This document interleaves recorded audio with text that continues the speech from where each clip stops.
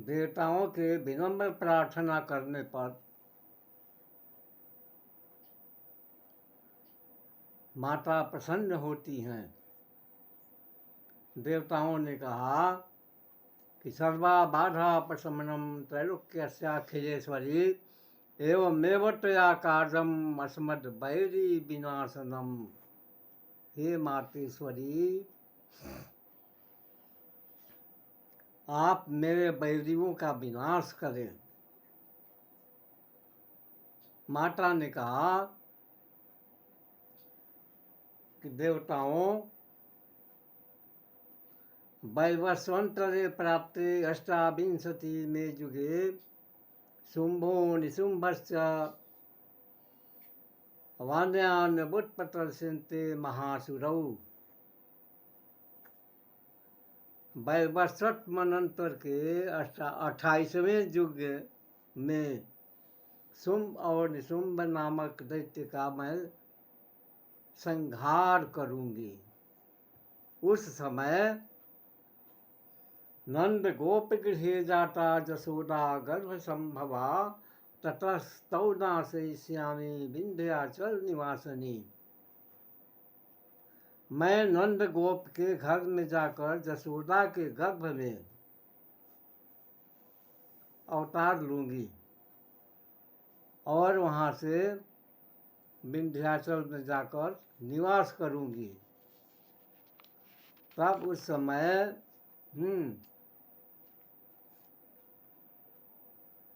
शुंभ और निशुंभ नामक 2 महादैत्यों का नाश करेंगे। तब उस समय देवता मुनि मनुष्य सभी मुझे विंध्यवासिनी के नाम से प्रार्थना करेंगे।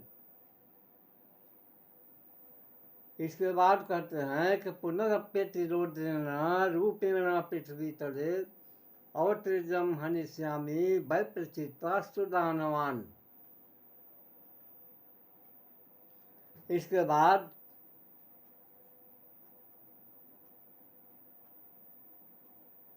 वैप्रचित्त नामक दानव का नाश करूंगी। उस समय वैप्रचित्त दानव के संहार करने के कारण, उसे भक्षण करने के कारण मेरा दांत अनार के पुष्प के समान लाल हो जाएगा। तब सभी देवगण, ऋषिगण, मनुष्य मुझे रक्तदंतिका नाम से प्रार्थना करेंगे। उस समय मैं रक्तदंतिका नाम से विख्यात होंगी।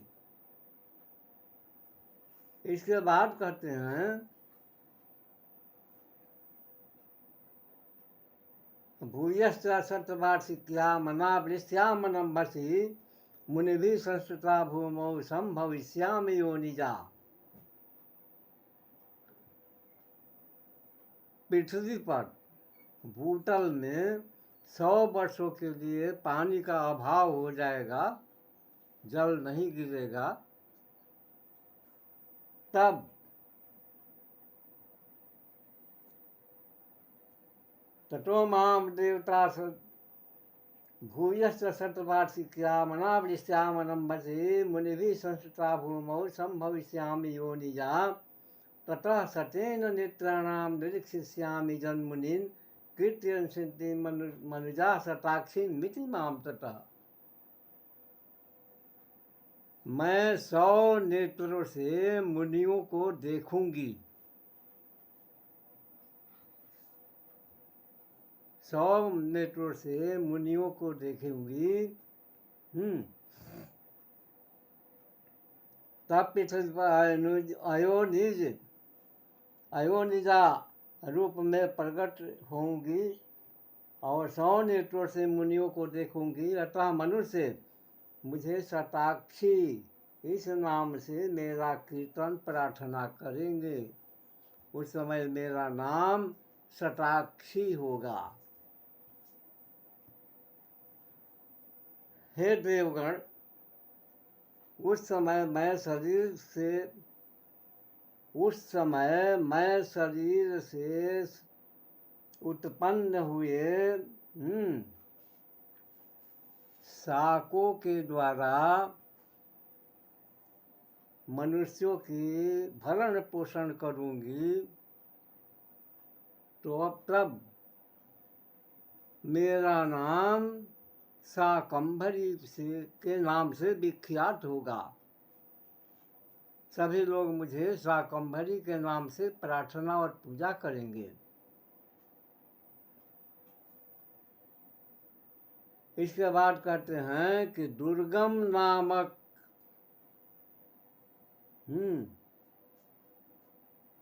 दुर्गम नाम का महादैत्य का वध करूंगी, इससे मेरा नाम दुर्गा देवी के रूप में प्रसिद्ध होगा।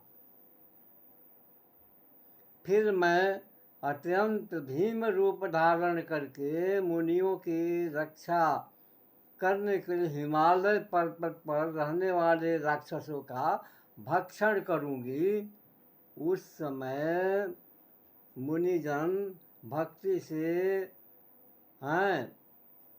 नतमस्तक होकर मेरी स्तुति करेंगे, तब मेरा नाम भीमा देवी विख्यात होगा। मैं भीमा देवी के नाम से विख्यात होंगी। जब अरुण नामक दैत्य तीनों लोकों में भारी उपद्रव मचाएगा, तब मैं तीनों लोकों का हित करने के लिए 6 पैरों वाला असंख्य भ्रमरों का रूप धारण करके उस महादैत्य का वध करूंगी। भंवरे के रूप में वध करूंगी। तब वो उस समय मेरा नाम भ्रामरी देवी के नाम से विख्यात होगा। अतः इदं यदा यदा बाधा दानोत्था भविष्यति तदा तदावतीर्यं हम करिष्यामि हरिसंचयम्। जब जब असुरों का उत्पात बढ़ेगा, तब तब मैं अवतार लेकर उन असुरों का संहार करूंगी।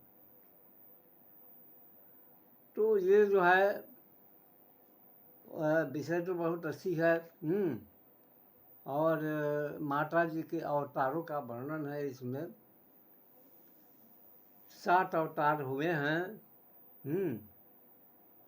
नंद गोप गृहे जाता जशोदा गर्भ संभवा ततस्तौ दासी श्यामी विंध्याचल निवासनी। माने विंध्यवासिनी, दोनों असुरों का वध करके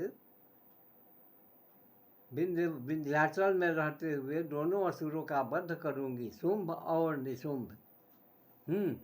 उस समय मैं विंध्यवासिनी कहलाऊंगी। तो एक नाम ये हो गया विंध्यवासिनी। विंध्यवासिनी माता। और दूसरा नाम आता है रक्तदंतिका। तीसरा नाम आता है शताक्षी। और चौथा नाम आता है शाकंभरी। 5वां नाम आता है दुर्गा देवी। और 6वां नाम आता है भीमा देवी। और 7वां नाम आता है भ्रामरी, माता भ्रामरी। ये 7वां नाम है। इस प्रकार से माता जी 7 अवतारों में उत्पन्न हुई हैं और ये सप्त माता भी कहलाती हैं। इन नामों से जो पूजा अर्चन करेंगे उनका बड़ा ही कल्याण और उपकार होगा। इस विषय में हम अपना कुछ अनुभव बताते हैं कि भयानक विपत्ति में घिरे रहने के कारण जब मनुष्य चाहे कोई भी हो, अगर आफत काल में पड़ जाता है तो सहारा माता ही होती है। इन 7 नामों वाली माता को जो स्मरण करते हैं उनके सभी बाधाएं विघ्न दूर हो जाते हैं। तो पहला नाम आता है विंध्यवासिनी,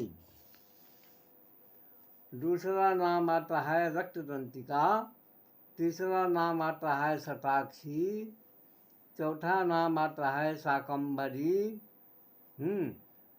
पांचवा नाम आता है दुर्गा देवी, छठवां नाम आता है भीमा देवी और 7वां नाम आता है भ्रामरी।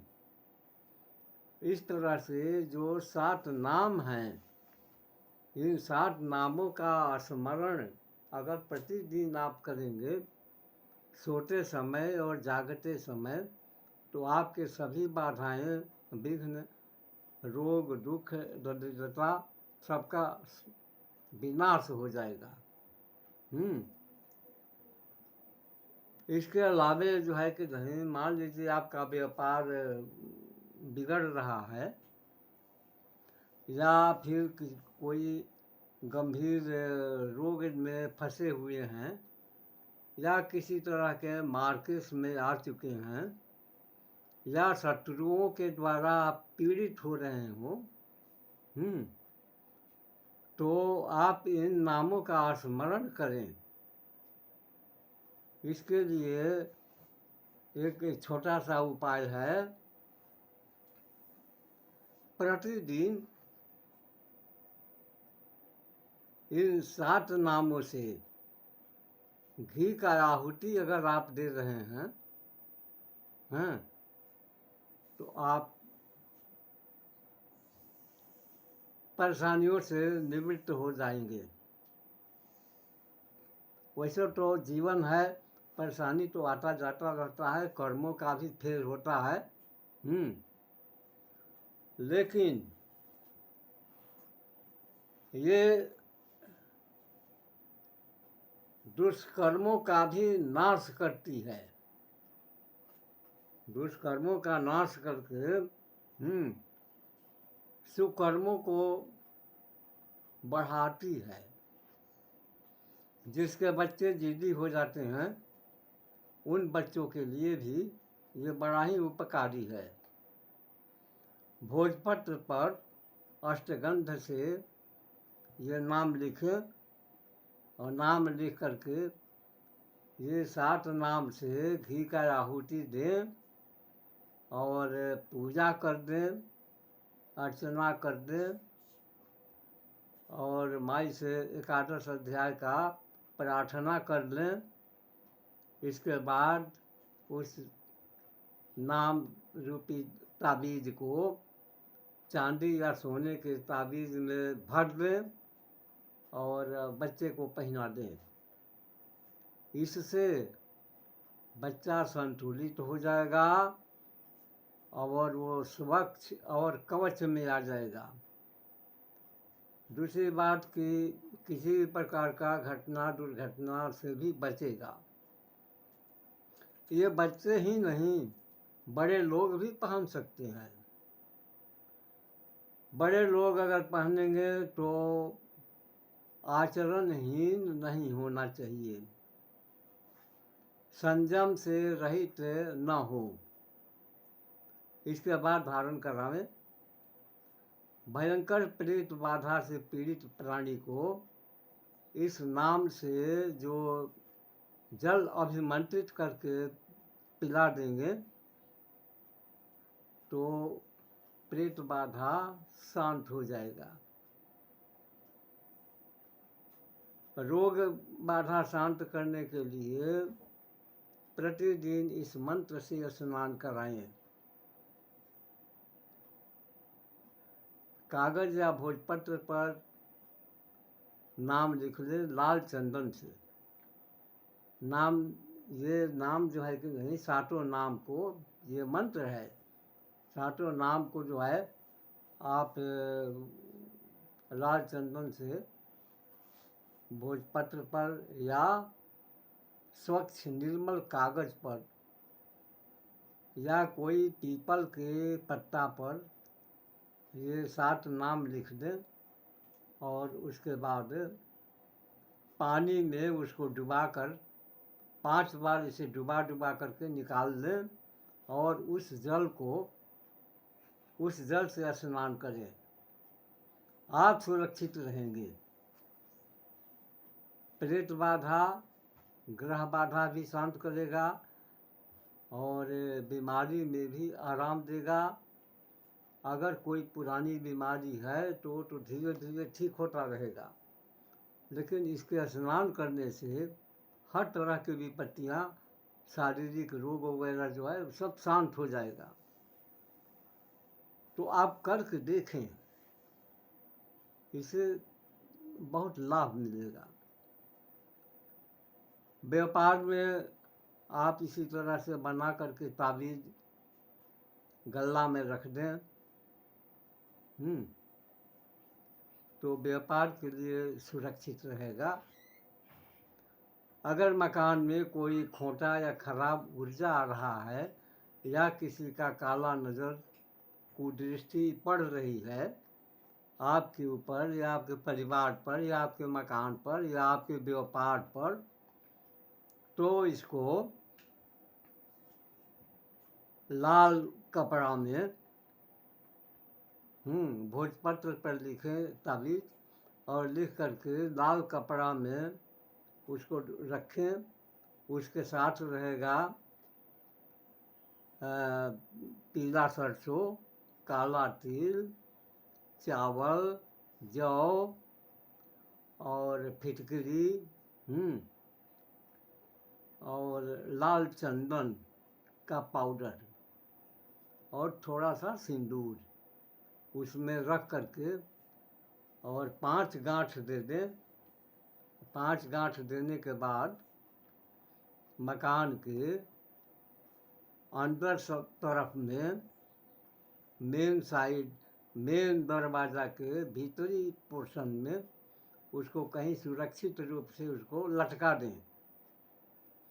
तो मकान में आने वाली खराब ऊर्जा, कुदृष्टि इत्यादि जो भी है सब शांत हो जाएगा, देखते देखते शांत हो जाएगा। और शत्रु अगर किसी प्रकार का उत्पात मचा रहा है तो उस उत्पात को उसी के पास रह जाएगा और वो पीड़ित हो जाएगा। तो इस तरह से माता जी का आशीर्वाद आप प्राप्त करेंगे। अगर किसी भी प्रकार का कठिनाई में पड़ गए हों तो इसको करें। इस मंत्र से अभिमंत्रित हविष दूध का खीर बना करके यानी 49 बार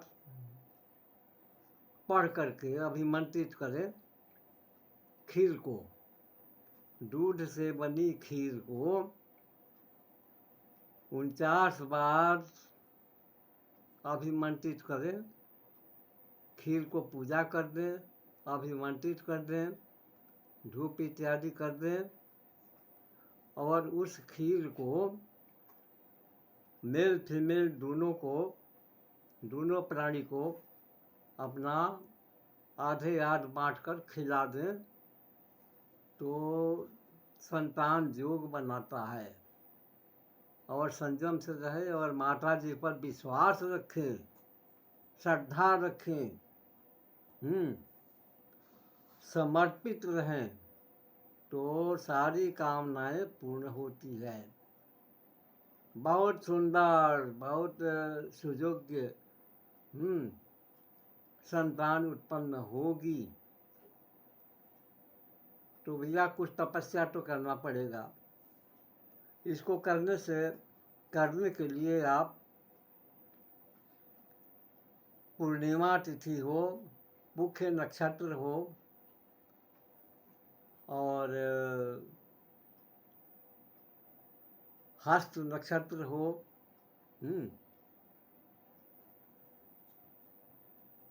और वैघृति योग हो, तो इन योगों में यदि आप करेंगे इसका उपाय, खीर खिलाएंगे तो ज़रूर कामना पूरा होगा, माता जी पूरा करेगी। यही नहीं, अगर कोई अंदरूनी रूप से कोई रोग हो रहा है या किसी ने कोई तांत्रिक क्रिया कर रखा है या करता जा रहा है, तो उस व्यक्ति को जल अभिमंत्रित करके उसको पिला दीजिए, देखिए ठीक होता है कि नहीं। 108 बार इसको पढ़ करके जल अभिमंत्रित करके पिला दीजिए, बिल्कुल ठीक हो जाएगा। तो आज बस इतना ही, फिर आगे हम और कुछ अपने समझ से देंगे। ये विषय तो हमारे गुरुजी ने दिया है। इसके बारे में और भी प्रयोग हैं जो समय समय पर हम आपको देते रहेंगे। आप हमारा वीडियो देखते चलिए, समझते रहिए। और एक बात और कहेंगे कि हमारी वाणी में कुछ ये डांट वाट नहीं है, तो बोलने में कुछ अटपटा सा तो ज़रूर लगता होगा, तो भैया उसके लिए हम क्षमा मांगेंगे आपसे, क्योंकि अब डांट है ये नहीं है तो हम क्या करें। जो वाणी निकल रहा है उसी वाणी में तो काम चलाना है। तो अगला वीडियो के लिए आप तैयार रहेंगे, हम और देंगे। तब तक के लिए जय माई जगदम्बा।